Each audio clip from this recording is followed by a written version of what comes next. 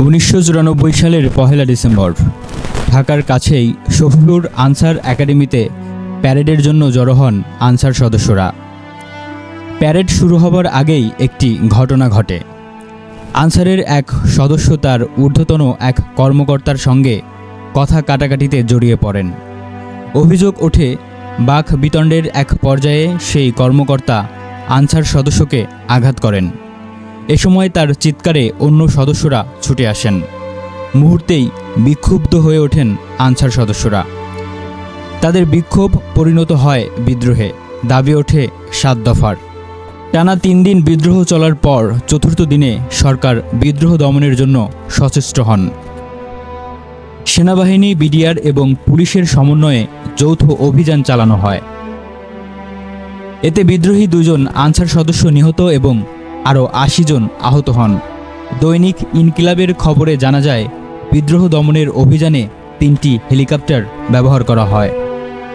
বিদ্রোহ দমনের জন্য ভোর রাত থেকে অভিযান শুরু হয়। অভিযানের সময় মর্টার শেল, রকেট লঞ্চার এবং লাইট মেশিনগান ব্যবহার করা হয়।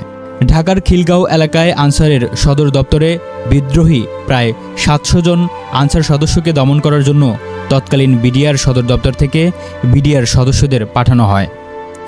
ভোররাত 3টে নাগাদ বিডিআর সদস্যরা আনসার সদর দপ্তরের চারপাশে অবস্থান নেন। এ সময় বিডিআরের তরফ থেকে মাইকিং করে আনসার সদস্যদের আত্মসমর্পণের জন্য আহ্বান জানানো হয়। কিন্তু ভেতরে থাকা আনসার সদস্যরা পাল্টা জানিয়ে দেয়, তাদের দাবি না মানা হলে তারা আত্মসমর্পণ করবেন না। এরপর বিডিআর সর্বাত্মক অভিযানের জন্য এগিয়ে যায়। অভিযানের সময় কাঁদানে গ্যাস ব্যবহার করা হয়, গুলির শব্দও শোনা যায়। এ সময় অপ্রত্যাশিত আরও এক পরিস্থিতি তৈরি হয়। গুলির শব্দে এবং কাঁদানে গ্যাসের কারণে স্থানীয় বাসিন্দারা অনেকেই ভীত এবং বিপর্যস্ত হয়ে পড়ে। এক পর্যায়ে কাঁদানে গ্যাস ব্যবহার এবং গুলি না করার জন্য এলাকাবাসী বিক্ষোভ মিছিল বের করে। তখন পুলিশের সাথে তাদের ধাওয়াপাল্টা ধাওয়া হয়। পুলিশ এলাকাবাসীকে ছত্রভঙ্গ করে। বিডিআর সদস্যরা তখন আনসার সদর দপ্তরের প্রধান ফটক ভেঙে ভিতরে ঢোকার জন্য অগ্রসর হয়। তখন ভেতর থেকে আনসার সদস্যরা আর্তনাদ শুরু করে। দৈনিক ইত্তেফাকের প্রতিবেদনে বলা হয়, এ সময় আনসারগণ প্রধান ফটকের তালা খুলিয়া দেয় এবং আর্তনাদ শুরু করে। তাহারা নিজেদেরকে গরিব এবং পেটের তাগিদে সংগ্রাম করিতেছে বলে বিডিআরের নিকট কাকুতি মিনতি জানাইতে থাকে। এদিকে শফিপুরে আনসার একাডেমির নিয়ন্ত্রণ নেওয়ার জন্য প্রস্তুত হয়ে যায় সাভার অবস্থিত সেনাবাহিনীর 9ম পদাতিক ডিভিশন। সকাল নাগাদ সেনা সদস্যরা ঢাকা টাঙ্গাইল মহাসড়কে আনসার সদস্যদের তৈরি ব্যারিকেডের কাছে চলে আসে। এ সময় মাইকিং করে আনসার সদস্যদের আত্মসমর্পণের জন্য আহ্বান জানানো হলেও তারা কর্ণপাত করেননি। তখন আত্মসমর্পণের জন্য সেনাবাহিনীর তরফ থেকে 30 মিনিট সময় বেঁধে দেওয়া হয়। নির্ধারিত সময় অতিক্রান্ত হবার পর সেনাবাহিনীর 2টি হেলিকপ্টার আনসার একাডেমির উপরে চলে আসে। একই সাথে সেনা সদস্যরা গুলিবর্ষণ করতে করতে অগ্রসর হতে থাকে। দৈনিক ইনকিলাবের এক প্রতিবেদনে বলা হয়, মাত্র 45 মিনিটে শফিপুর আনসার একাডেমি সেনা সদস্যদের নিয়ন্ত্রণে চলে আসে। 1994 সালে আনসার বিদ্রোহের ঘটনায় শাস্তি হিসাবে প্রায় 2500 আনসার সদস্যকে গ্রেফতার এবং চাকরিচ্যুত করা হয়।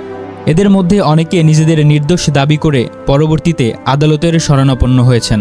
উচ্চ আদালতের মাধ্যমে 2018 সালে ওই বিদ্রোহের অভিযোগ থেকে খালাস পান 1447 জন। তবে তাদের মধ্যে যাদের বয়স ও শারীরিক সক্ষমতা রয়েছে তাদেরকে চাকরিতে পুনর্বহালের নির্দেশ দেয় আদালত। আর যাদের চাকরির বয়স শেষ, তারা চাকরিতে যতদিন ছিলেন ততদিনের পেনশন সুবিধা দেওয়ার জন্য আদালত সরকারকে নির্দেশনা দেয়। তবে চাকরিচ্যুত হওয়া সেই আনসার সদস্যদের দাবি 2018 সালে হাইকোর্টের দেওয়া রায় এখনও বাস্তবায়ন করা হয়নি। আনসার সদস্যদের দাবি, তারা যোগদানপত্র জমা দিয়েছে কিন্তু চাকরিতে পুনর্বহাল করা হয়নি এবং কাউকে পেনশন দেওয়া হয়নি। তারই ধারাবাহিকতায় 8 এপ্রিল মঙ্গলবার সকাল 11টায় দ্বিতীয়বারের মতো খিলগাঁও অবস্থিত আনসার সদর দপ্তরের মূল ফটকের সামনে মানববন্ধন করেন 1994 সালে চাকরিচ্যুত আনসার সদস্যরা। কোর্ট যে রায় দিয়েছে ওইটাই আমাদের দাবি, ওইটাই আমাদের মানা হোক। আমরা 1994 সাল হইতে অদ্যাবধি 2025 সাল পর্যন্ত কেসের মাধ্যমে কোর্টের রায় পেয়েছি। এর মাঝখানে আওয়ামী লীগ সরকার ন্যায্য বিচারের কোনো পরিবর্তন করেন নাই, ন্যায্য বিচার করেন নাই। যদিও আওয়ামী লীগ সরকার চলে গেছে, বর্তমান এখন ন্যায্য বিচারের জন্য সরকার, উপদেষ্টা সাহেব উপস্থিত, রাষ্ট্রপতি, এরা সবাই আছে। কেন এখনও আমরা এই ন্যায্য বিচারটা পাচ্ছি না? আওয়ামী লীগের আমলে উচ্চ আদালতে দাঁড়াইছি।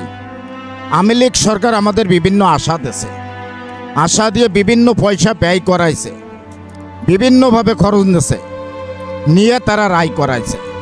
রায় করানোর পরে রায়ের আলোকিত দেখায়নি। আমাদের আলী মতুদারুল আমিন মারা গেছে, আইসাদের ফ্যামিলি অসহায় আছে। যদি আপনারা আমাদের জয়েন না করান, তখন আবার আমরা আইনের আশ্রয় যাইতে বাধ্য হব। কিসের জন্য আমাদের লোক কেন মারছেন, কেন গুলি করে হত্যা করছেন? আমি ইয়ার বিচার চাবো এই দেশের সরকারের কাছে, যে আমরা ছিলাম ন্যায় বিচারে স্বার্থে। আমাদের সব দাবি দায়া যদি পূরণ হয়ে থাকে, তাহলে আপনি কেন আমাদের লোক গুলি করাই মারাইছেন? আপনারা মারছেন। আমি 1994 সাল হইতে আমি দাঁড়ে দাঁড়ে ঘুরছি, সর্বোচ্চ কোর্ট আমার রায় দিয়েছে। আমরা এদেশের আইন মানেন না, আমরা আদালতের কর্মচারী না, আমরা কি? আমরা এই দেশের কর্মচারী। আমরা এই দেশের সাধারণ মানুষের হাতে গেলা মানুষের টাকায় বেতন খান। আমিও ওই টাকার বেতন খাইতাম। আপনি আমারে সারাই দিয়া, আপনি আমারে সর্বোচ্চ কোর্টের রায় দিয়েছে, আপনি আমারে জয়েন না। এইটা কি দেশের ইতিহাস? এইটা কি দেশের আইন? এইটা কি দেশের নিপীড়ন? আমি ডাক্তার ইউনূস সাহেবের কাছে থাকতে চাই। আমরা কি এদেশের মানুষ না? আমরা কি আইনের আওতায় না? আইন যদি আমাদের চাকরি দিয়ে দেয়, তা কেন আমাদের জয় দেবে না? আজকের এই মানববন্ধন কর্মসূচি একটাই উদ্দেশ্য, সেটা হলো গত 11 তারিখে যে আমরা যোগদানের জন্য আবেদন দিয়েছি, সেই আবেদনের প্রেক্ষিতে আমাদের জন্য কি রেজাল্ট, স্বরাষ্ট্র মন্ত্রণালয় কি প্রতিবেদন পাঠিয়েছে তার ফরওয়ার্ডিংটা আমরা চাই, এবং আমাদের জন্য কি পদক্ষেপ নিছে এটা আমরা জানতে চাই। ডিজি মহোদয়ের কাছে আমরা অনুরোধ করছি যে আমরা কিন্তু আবেদন দিয়েছি, পর্যায়ক্রমে অনেক আবেদন জমা হয়েছে, স্বরাষ্ট্র মন্ত্রণালয়ে জমা হয়েছে, তবে ডিজি মহোদয়ের কাছে জমা হয়েছে, এবং উপদেষ্টাদের কাছে জমা হয়েছে, রাষ্ট্রপতির কাছে জমা হয়েছে। এই একটা করেই আমরা পদক্ষেপ নেব, এবং কে কি পদক্ষেপ নিছে, কি চিঠি করছে, তার বিনিময়ে আমাদের জন্য আমরা চিঠির জবাবগুলো নেওয়ার জন্য বাইরেছি। কত জ্বালা যন্ত্রণা আমাদের ভুগতে হচ্ছে, এটা আপনি সহজে খেলায় উড়ি দিয়েন না। এটার অনেক কাহিনী আছে, অনেক কষ্ট আছে, জেল জুলুম ও অত্যাচার, পুলিশ হয়রানি, মামলায় কোর্ট কাছারি, উকিল আদালত সব কিছু পার হয়ে লক্ষ লক্ষ টাকা খরচ করে বছরে যদি একটা লোকের খরচ হয় 1 লক্ষের ঊর্ধ্বে খরচ হচ্ছে, তাহলে 30 বছরে কত টাকা খরচ হচ্ছে? তাহলে এটা কি উনি হেলায় উড়ি দিবে, হাস্য করে উড়ি দিবে? এটার একটা কি সুরাহা হবে না? উনি আমাদের সাথে বসুক, আমরা বসতেও রাজি আছি, বসে একটা ফয়সালা টানুক, এতেও আমরা রাজি আছি। যা করে উনি বলুক, আমরা স্থায়ীর মধ্যে রাজি আছি, কিন্তু মীমাংসার মধ্যে আমরা চাই না ডিজি মহোদয়কে কোর্টে তুলি। ডিজি মহোদয়কে আইনের আশ্রয় নেই, উনি আমার অফিসার, ওনাকে আমরা সম্মান করি, অল অফিসারকে সম্মান করি। মহামান্য প্রধান উপদেষ্টার কাছে আমাদের আকুল আবেদন, যাহাতে এই রায় কার্যকারী হয় এবং আমরা এতগুলো ফ্যামিলি তাদের ডাইল ভাতের সুব্যবস্থা হয়, এর জন্য আপনাদের নিকট জোর অনুরোধ করিতেছি।